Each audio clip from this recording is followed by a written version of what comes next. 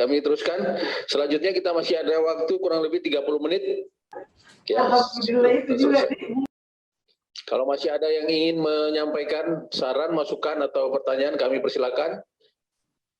Dari Kesbang Sulawesi Selatan, kami persilakan. Bismillahirrahmanirrahim. Assalamualaikum warahmatullahi wabarakatuh. Waalaikumsalam. Sama kita banggakan Bapak Dirjen Polpum beserta jajaran yang kami hormati, Bapak dari Kementerian Agama Republik Indonesia, Bapak yang berhimpun dalam Forum Komunikasi Umat Beragama, serta seluruh peserta FIKON yang kami banggakan. Kami dari Sulawesi Selatan ingin menyampaikan ada persoalan tersendiri di FKUB Sulawesi Selatan terkait dengan keberadaan anggota FKUB yang merepresentasikan, mewakili agama Buddha.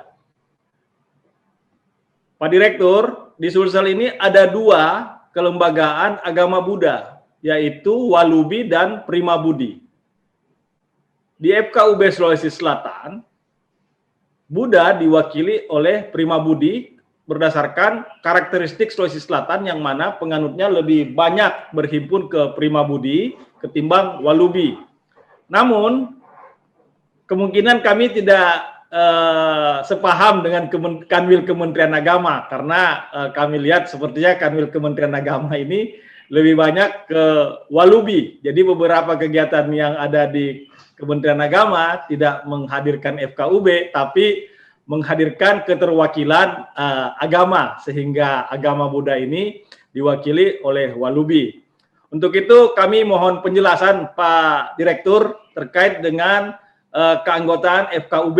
Yang kedua, dari segi dukungan pemerintah Provinsi Sulawesi Selatan kepada FKUB maupun Kementerian Agama, saya kira kami cukup sebagaimana apa yang diamanahkan oleh Peraturan Menteri Dalam Negeri terhadap perhatian kepada FKUB di Provinsi Sulawesi Selatan, dan insya Allah dalam waktu yang tidak terlalu lama mereka lagi kembali akan melakukan kegiatannya di tahun 2021.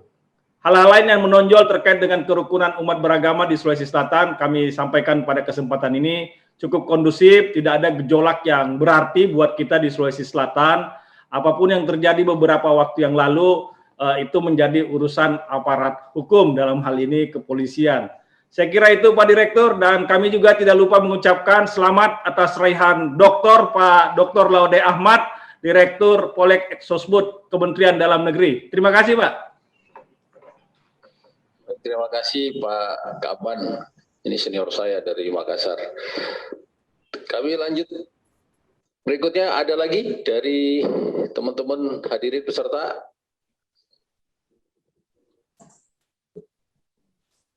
Ya, ini sudah angkat tangan nih. Ya, dari FKUB Kabupaten Semarang. Baik, kami persilakan FKUB dari Kota Semarang, monggo Pak. Kabupaten Semarang, Kabupaten Semarang. Oh ya, Kabupaten, silakan. Ya, baik, terima kasih diberi kesempatan.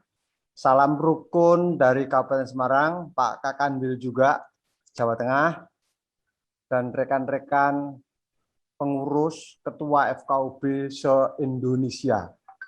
Sungguh mencerahkan pembicaraan kali ini, sehingga kami semakin teguh bahwa Indonesia harus dibangun dengan cara-cara yang arif itu. Nah, perlu kami sampaikan juga bahwa peran FKUB yang di Kabupaten Semarang sangat besar. Dan semua mengakui bahwa konflik yang paling mengerikan dan paling ditakutkan oleh setiap orang di negeri ini adalah konflik yang berdasar agama. Maka sebaiknya memang harus diredam sedini mungkin supaya memang tidak ada. Maka salam rukun yang kita buat itu menjadi bagian dari hal yang harus terinternalisasi. Salatiga dengan Kabupaten Semarang dari awalnya forum bukan kerukunan, forum komunikasi umat beragama itu dari awal Romo Parso. itu dari tahun 80-an.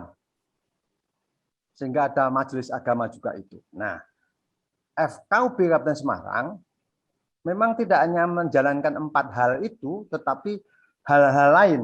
Nah, tapi untuk 4 hal itu kami perlu sampaikan bahwa FKUB Kabupaten Semarang itu merekomendasikan lewat kabupaten, lewat Pak Bupati, 1.400 IMB rumah ibadah yang dibangun sebelum tahun 2006. Ini sudah selesai sekitar 1.100. Ini nampaknya satu-satunya di Indonesia yang begitu. Masjid itu ada 900-an yang sudah direkomendasikan untuk itu. IMB massal. Nah, oleh sebab itu,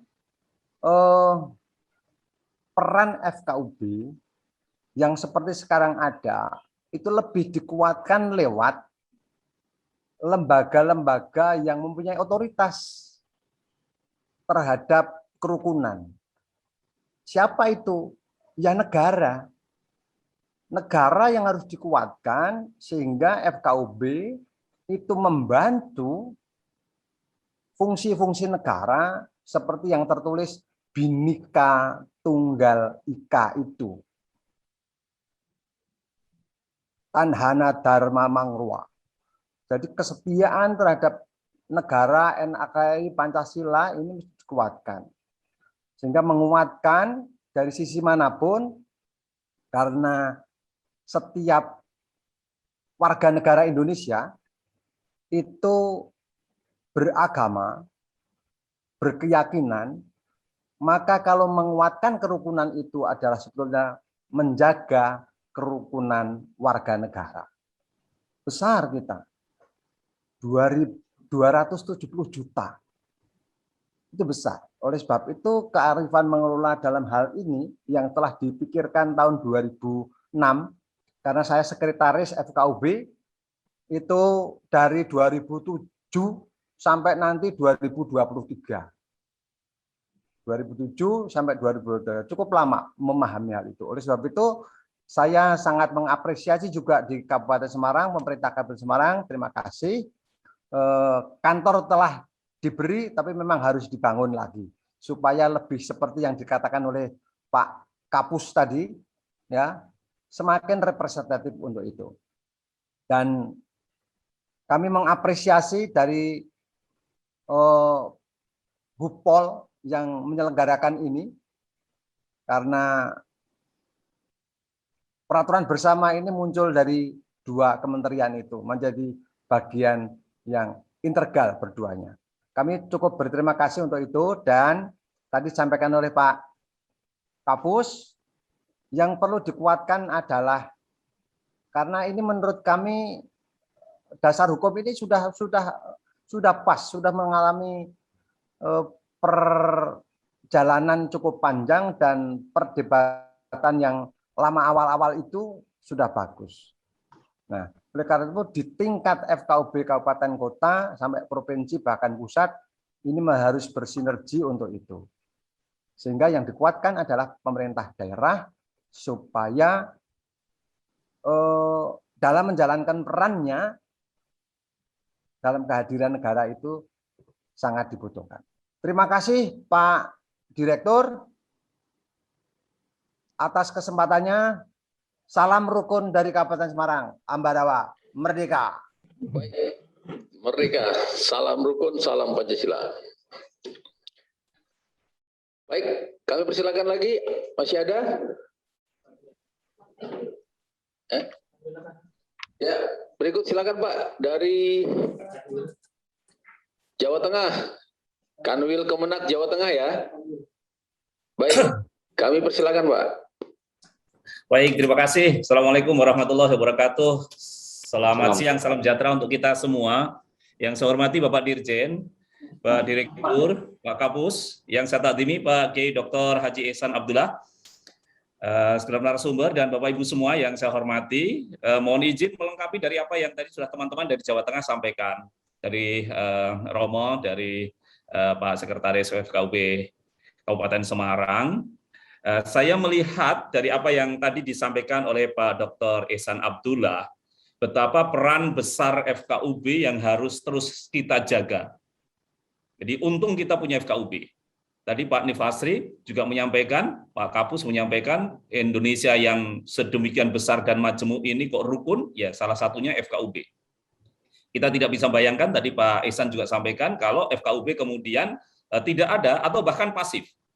Pasti ada persoalan besar di dalam menjaga kerukunan ini. Padahal kita tahu bersama bahwa kerukunan umat beragama sesungguhnya adalah roh dari persatuan Indonesia. Umat beragama rukun, persatuan Indonesia aman. Tapi begitu ada hal yang tidak beres di dalam kerukunan umat beragama, maka taruhannya adalah persatuan Indonesia. Tapi sebelum persatuan Indonesia itu sebagai dasar kita hidup berbangsa bernegara, hidup bersama dalam satu komunitas bangsa ini, kita punya Pancasila yang berketuhanan yang Maha Esa. Pak Dirjen yang kami hormati, ini saya lebih matur kepada Pak Dirjen dan Pak Direktur, yang ini juga sempat saya diskusikan dengan Pak Dr. Nifasri, Pak Kapus KUB. Bagaimana agar kita menjaga atau memberikan jaminan bahwa nilai-nilai agama yang itu adalah pondasi dari kita berbangsa, berpancasila, ketuhanan yang Maha Esa ini, terjaga di setiap denyut langkah proses pembangunan yang diprogramkan oleh pemerintah maupun gerak masyarakat. Bagaimana kita bisa menjaga ini secara fundamental? Karena kita ini negara hukum, maka aturan yang memang harus menjadi panglima. Maka fungsi-fungsi yang tadi, yang sekarang ini sudah ada, akan lebih baik menurut kami kalau kemudian difundamenkan dalam bentuk-bentuk regulasi sebagai panglima, yaitu hukum, aturan. Banyak hal yang bisa kita lakukan, tetapi salah satunya adalah bagaimana kita bisa menggaransi bahwa program pembangunan daerah itu akan memberi akan berjalan dengan baik tanpa kemudian ada ekses dari sisi-sisi keagamaan. Jadi misalnya saya pernah jadi kepala kantor di Kota Surakarta, itu hanya gara-gara membangun paving block di depan balai kota dan kemudian difoto dari drone, itu jadi masalah. Karena setelah dilihat dari atas itu bisa diartikan simbol-simbol keagamaan. Kita kemarin bicara panjang dengan situ. Untuk menyelesaikan itu. Bagaimana kita bisa memberikan garansi, memberikan kepastian bahwa mulai dari proses perencanaan, pelaksanaan, pengawasan, pembangunan, dan kegiatan kemasyarakat terkawal dengan baik. Pak Dirjen yang kami hormati, saya kok melihatnya perlu ada keterlibatan secara nyata Kementerian Agama. Kita punya semangat kerukunan, persatuan Indonesia, kita punya Pancasila, kita punya organ untuk menjalankan itu, organ pemerintah yaitu Kementerian Agama, maka peran Kementerian Agama bisa kemudian lebih kita kuatkan lagi. Dalam hal ini, pada posisi forum komunikasi pimpinan daerah, Forkompinda. Jadi kami sekarang ini baru serasa seperti Forkompinda, baru serasa. Ikut disebut, ikut transit, tetapi dari proses perencanaan ini belum semua perencanaan pembangunan, pembahasan persoalan-persoalan belum terlibat. Yang terlibat tentu teman-teman yang ada dikaitannya dengan kedaulatan, ada di TNI, terkait dengan hukum, keadilan, ada teman-teman dari kejaksaan, dari kepolisian, dari pengadilan. Bahkan saudara muda kami sebut saudara muda meskipun beliau yang mulia, pengadilan agama masuk Forkompinda. Tetapi Kementerian Agama justru tidak masuk Forkompinda. Kenapa tidak masuk? Karena memang regulasinya tidak ada di situ. Inilah kenapa kemudian tadi ada persoalan program, persoalan anggaran, persoalan tanah, gedung, sarana prasarana, dan yang lain-lain. Ini mungkin bisa menjadi bahan bagi Bapak Dirjen untuk kemungkinan ada regulasi yang memungkinkan Kepala Kantor Kementerian Agama secara resmi masuk dalam Forkompinda tingkat provinsi, tingkat kabupaten, bahkan sekarang Gus Menteri mengadakan revitalisasi KUA, dimungkinkan Kepala KUA bagian dari Forkompincam. Kalau ini ada, saya kok melihat pelaksanaan Pancasila yang diilhami nilai-nilai ketuhanan, semangat keberagamaan, Bahkan tadi Pak Ihsan juga menyebutkan sebelum agama-agama ini sudah ada kepercayaan, animisme dan sebagainya sebagai watak dasar bangsa kita di dalam menjalani sejarah dan membangun dirinya akan bisa kita laksanakan dengan baik. Saya kira itu poinnya, Bapak Dirjen yang kami hormati. Mohon izin dan mohon maaf kekurangannya, saya mohon maaf yang sebesar-besarnya. Terima kasih, kami kembalikan Pak Direktur atau host. Matur nuwun. Assalamualaikum warahmatullahi wabarakatuh. Salam sejahtera untuk kita semua. Baik, terima kasih luar biasa dari Kanwil Kemenak Jawa Tengah. Sangat filosofis dan menginspirasi. Baik, langsung saja kami serahkan dulu ke Pak narasumber. Kami persilakan Pak Dr. Ihsan Abdullah. Ya, baik Pak Direktur, terima kasih. Saya sekaligus merangkum saja dan closing statement karena memang waktunya juga sudah selesai, sudah habis jam 12 ya.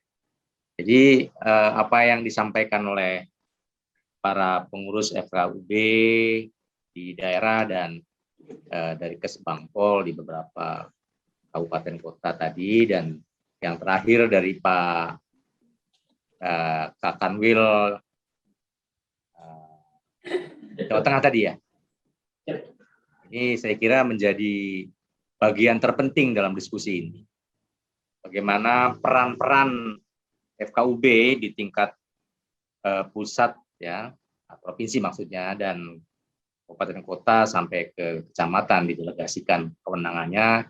Ini bagaimana menjamin kepastian dalam hal pelaksanaan dan pola relasi hubungan antar umat beragama ini terjalin dengan harmoni. Itu saya kira yang paling mendasar dan paling pokok. Dan tentu Pak Presiden bersama Pak Wapres ini menggaungkan upaya ini yang setiap detik, setiap denyut, apa yang disampaikan oleh tadi, apa yang disampaikan oleh tadi Pak Kanwil Kementerian Agama Jawa Tengah tadi ya. Jadi saya kira ini yang harus menjadi pemikiran dasar kita sebagai pengurus FKUB dan Pak Nifasri sebagai kepala pusat, saya kira ya, agar kita berpemikiran yang senafas, sehingga apa yang apa yang menjadi masalah oleh FKUB, pengurus FKUB itu dapat terselesaikan. Permasalahan yang saat ini kita dengar adalah yang pertama mengenai eksistensi kantor. Nah, walaupun era sekarang ini era digitalisasi dan di era budaya COVID yang kecenderungannya kantor menjadi tidak penting ya, karena kecenderungan officeless ya. Jadi sekarang ini kan berugi nih para pemilik gedung-gedung yang tinggi ya. Saya punya kantor di Sudirman itu juga rugi karena apa? Kebutuhan kantor sekarang sudah officeless. Pemikirannya orang sudah berkantor ya di rumah sekarang ini. Dengan cara-cara seperti ini sudah, dan betapa susah merawat kantor. Tetapi tetap karena kita berharap bahwa pandemi segera berakhir dan kita juga berharap segera kehidupan bernormal kembali, walaupun tentu tidak senormal seperti dulu. Artinya kalau menyetir bahasanya Pak Presiden dan Pak Wapres, itu adalah new normal. Tentu kita beradaptasi dengan new normal ini. Artinya sementara ini kita ya tetap melakukan kegiatan office, juga bisa dilakukan juga di rumah dalam bentuk work from home. Nah, tetapi tadi apa yang disuarakan bahwa kehadiran dari kantor itu penting, minimal untuk berkoordinasi. Nah, kemudian langkah selanjutnya yang harus dilakukan oleh kami bersama ya, Pak Nifasri, Pak Dirjen, Pak Direktur, ini memonitoring bagaimana nih daerah-daerah yang pemerintahannya itu belum aware terhadap keberadaan FKUB. Nah, ini saya kira menjadi penting. Semoga dalam pertemuan yang akan datang nanti sudah ada nih matrikulasi ya, data berbasis data. Daerah mana yang tadi nggak disebutkan tuh yang sama sekali Pemdanya nggak aware terhadap keberadaan FKUB, bahkan biayanya zero.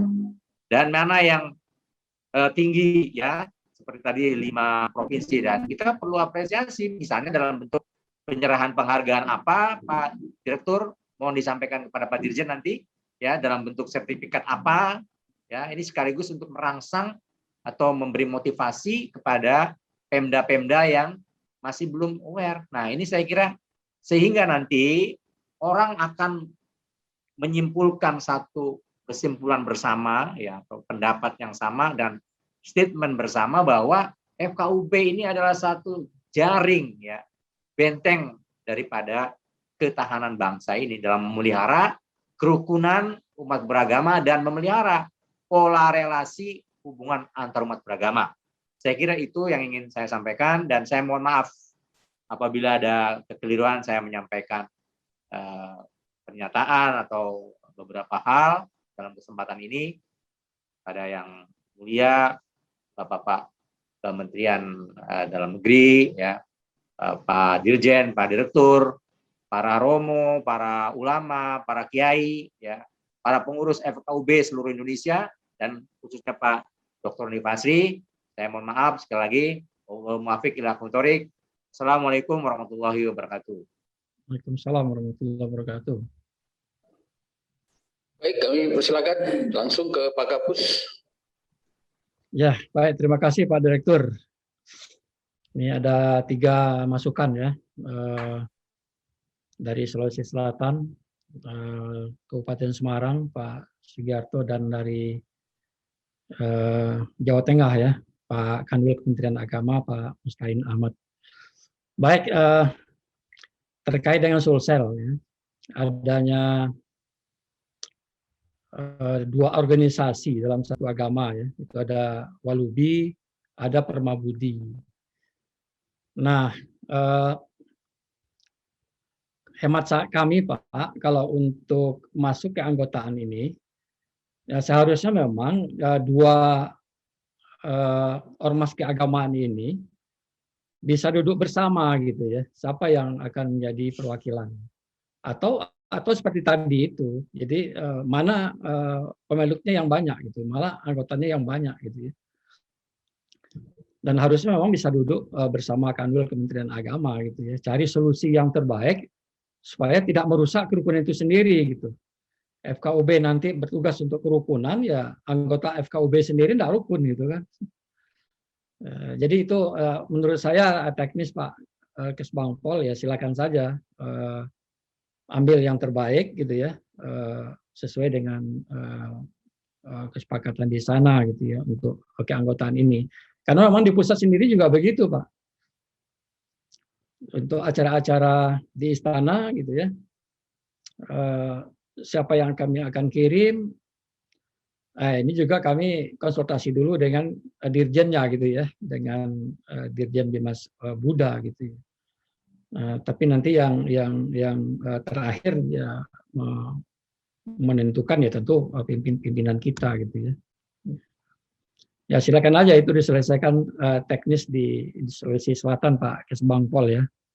Yang penting kan tidak ada permasalahan yang muncul kalau sudah duduk di FKUB-nya gitu ya.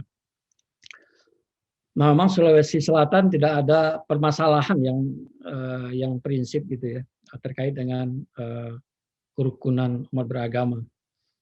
Kita juga kan daerah Sulawesi Selatan ini masuk dalam kegiatan kita Pak. Kita tahun 2022 nanti akan mencanangkan tahun toleransi gitu ya. Oleh sebab itu ada beberapa provinsi yang kita ajak kerjasama untuk meningkatkan indeks kerukunan umat beragamanya gitu ya. Ada beberapa program kegiatan yang kita laksanakan, termasuk juga di Sulawesi Selatan nantinya. Kemudian Semarang ya, terima kasih Pak, ini salah seorang tokoh agama kita sebagai KUB, Pak Sugiarto. Banyak sekali rekomendasi untuk pendirian rumah ibadah. Karena memang Semarang itu Pak, termasuk kota Semarang, ini luar biasa ini tahun ini ya, menyelesaikan permasalahan sama seperti apa itu Pak, Pegadaian itu ya, menyelesaikan masalah tanpa menimbulkan masalah gitu ya. Saya lihat Pak Kanwilnya juga ini luar biasa dorongannya untuk menyelesaikan berbagai permasalahan gitu ya. Termasuk yang terakhir ini Gereja Baptis Kota Semarang. Itu kan udah puluhan tahun ya masalahnya muncul gitu ya. Tetapi kerjasama antara Kanwil, FKUB, Pemda dengan tokoh masyarakat, akhirnya permasalahannya selesai gitu ya. Nah, Kabupaten Semarang, kemudian Salatiga, ya mudah-mudahan ini nanti menjadi contoh oleh wilayah-wilayah lain yang ya terutama terkait dengan kesuksesannya dalam menyelesaikan permasalahan yang ada gitu. Dan di Semarang itu saya lihat lagi Pak, keanggotaan FKUB atau dalam pertemuan-pertemuan yang diadakan oleh FKUB, itu bukan lagi dia melihat agama apa gitu ya, aliran apa gitu ya. Ya kalau memang memenuhi syarat atau layak untuk dilibatkan di dalam kegiatan-kegiatan, rapat-rapat gitu ya, kenapa tidak? Saya lihat di Semarang itu atau Jawa Tengah gitu ya, dalam di FKUB itu dalam rapat-rapat Ahmadiyah pun juga dilibatkan gitu ya. Tidak ada masalah gitu ya. Kalau untuk mencari solusi, ya, apalagi tadi itu seperti juga yang disampaikan dari Depok tadi, menyelesaikan permasalahan itu harus dari awal, dari mula munculnya bibit permasalahan gitu ya, atau potensi masalah gitu. Perlu adanya deteksi dini gitu ya. Nah, itulah yang perlu dilakukan oleh FKUB, tokoh agama bersama masyarakat. Sebab kalau sudah jadi masalah gitu ya, berlarut-larut, apalagi nanti dilebarkan ya, diramu oleh media misalnya, ya, atau dipolitisir. Seperti kasus Bogor itu ya, kalau dari awal itu sudah selesaikan, itu tidak akan melebar sampai ke tingkat internasional gitu. Nah, kita harapkan FKUB bisa mendeteksi dini ya potensi konflik yang ada ya, untuk segera diselesaikan supaya tidak jadi masalah besar gitu ya, yang bisa juga menjadi konsumsi politik gitu ya di masyarakat kita. Nah, peran media juga sangat berpengaruh ya untuk memberitakan hal-hal yang kecil bisa menjadi hal yang besar gitu ya. Banyak masalah-masalah sebenarnya atau beberapa kasus di daerah gitu muncul karena pemberitaan media, padahal di lapangan itu tidak seperti itu gitu ya. Nah, itu perlu juga diantisipasi oleh teman-teman FKUB dan tokoh agama dan masyarakat dan kita semua gitu ya. Nah, terkait dengan Pak Kanwil Jawa Tengah, saya kira pertanyaannya banyak diarahkan ke Kementerian Dalam Negeri nih, Pak Dirjen atau Pak Direktur nanti yang akan merespon gitu ya. Tapi yang perlu kami respon, saya setuju sekali Pak Kanwil, aturan itu harus menjadi panglima gitu ya. Kalau aturan menjadi panglima, diikuti oleh semua masyarakat, tidak akan terjadi permasalahan gitu ya. Nah, itulah kita harapkan tugas FKUB dan tokoh agama untuk membantu mensosialisasikan regulasi yang ada gitu ya. Dimanapun ya, aturan itu harus menjadi panglima. Harusnya kita di Indonesia ini lebih kuat lagi gitu, karena rujukan kita ada dua gitu ya. Ada rujukan dari Tuhan gitu ya, kitab suci. Kemudian ada rujukan regulasi gitu ya. Kalau keduanya kita ikuti dengan baik gitu ya, mungkin bangsa kita ini bangsa yang uswatun hasanah ya, bisa dicontoh oleh berbagai negara termasuk negara-negara maju yang sekuler itu gitu ya. Karena rujukan kita dua. Mereka rujukannya hanya satu, undang-undang, peraturan, tapi mereka ikuti gitu kan dengan baik itu ya, sehingga mereka disebut dengan negara maju ya, karena masyarakatnya itu bersatu ya untuk negaranya gitu ya. Nah, kalau kita ada kekuatan yang dahsyat gitu ya, memiliki kitab suci, untuk merekat persatuan kita gitu ya. Nah, tambah lagi regulasi. Makanya di program nasional terkait dengan penguatan moderasi beragama itu nanti bisa diukur dari 4 indikator, Pak. Ya, Pak Sugiarto, Bapak Ibu yang kami hormati. Yang pertama adalah komitmen kebangsaan, gitu ya. Bagaimana kita sebagai anak bangsa, sebagai masyarakat harus mengikuti aturan yang ada dan mentaati pemerintah yang terpilih sesuai dengan konstitusi, gitu kan. Kemudian mengikuti aturan-aturan undang-undang dasar dan turunannya. Jadi komitmen kebangsaan itu ya harus menjadi prinsip hidup kita masing-masing. Kalau dia tidak komitmen terhadap bangsanya, itu tidak moderat dalam beragama. Gitu. Itu satu.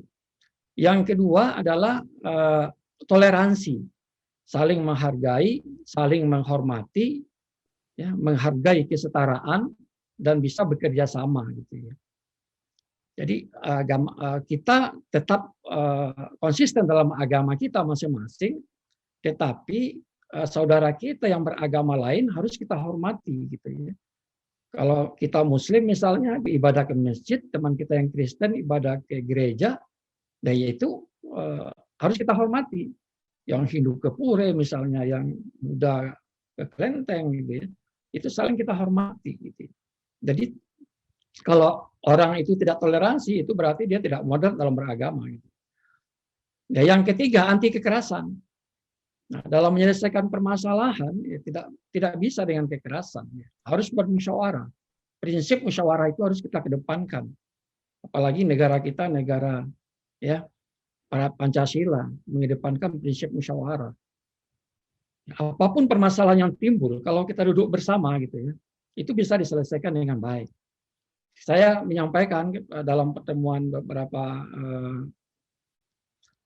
daerah, gitu ya, regulasi kita itu 2, ya. Regulasi tertulis, ada regulasi tidak tertulis. Gitu. Regulasi tertulis itu tadi itu, ya, ada undang-undang, ada peraturan pemerintah, peraturan presiden, PBM, gitu ya.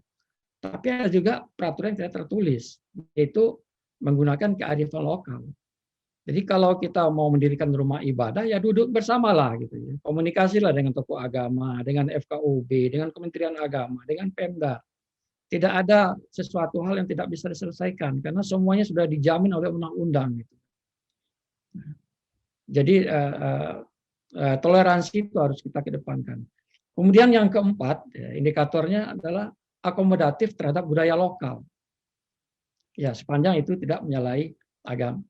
Jadi apapun budaya lokal masyarakat kita yang sudah terbiasa dilakukan, gitu ya, yaitu ya harus didukung bersama masyarakat situ.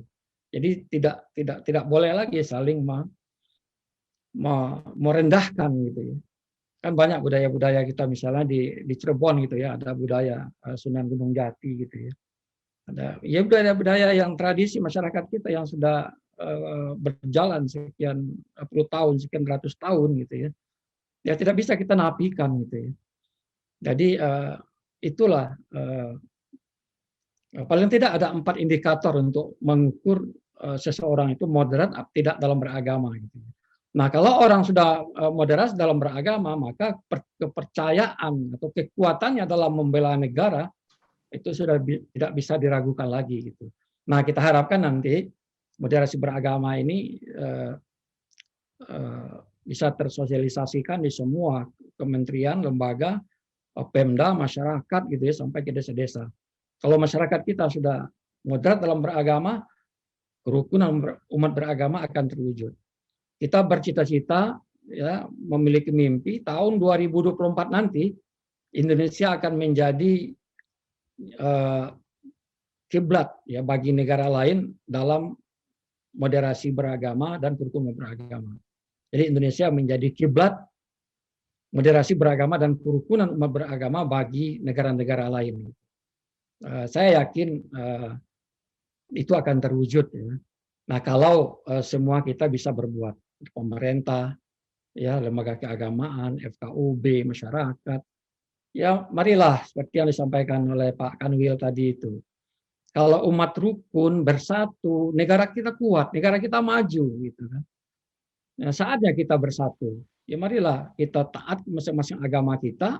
Marilah agama ini kita dukung untuk ya kemajuan masyarakat kita, kemajuan bangsa kita, untuk persatuan kita. Insya Allah Indonesia ini akan maju gitu ya. Itu saja mungkin Pak Direktur yang perlu kami sampaikan. Terima kasih atas pelibatan Kementerian Agama, dan mohon maaf tadinya yang diundang Menteri Agama, ternyata Pak Menteri ada kegiatan lain yang sudah terjadwal sebelumnya. Dan Pak Menteri Agama ini sangat mendukung sekali Pak dengan keberadaan FKUB ini, dengan kerukunan ini. Karena memang begitu beliau hadir di Kementerian Agama, kerukunan ini yang menjadi prinsip beliau gitu ya. Makanya oleh sebab itu kegiatan-kegiatan dan statement-statement beliau itu sesuai dengan regulasi yang ada. Jadi memang kita harus berani menyampaikan gitu ya. Tapi kalau masyarakat yang belum tahu gitu kan, itu dianggap Pak Menteri ini keluar jalur gitu. Padahal beliau, apa yang beliau sampaikan itu adalah mengikuti atau menjalankan regulasi yang ada untuk menciptakan kerukunan atau mewujudkan toleransi di Indonesia. Dan mudah-mudahan tahun toleransi 2022 ini akan terwujud dan didukung oleh semua provinsi. Itu saja Pak Direktur, terima kasih. Assalamualaikum warahmatullahi wabarakatuh.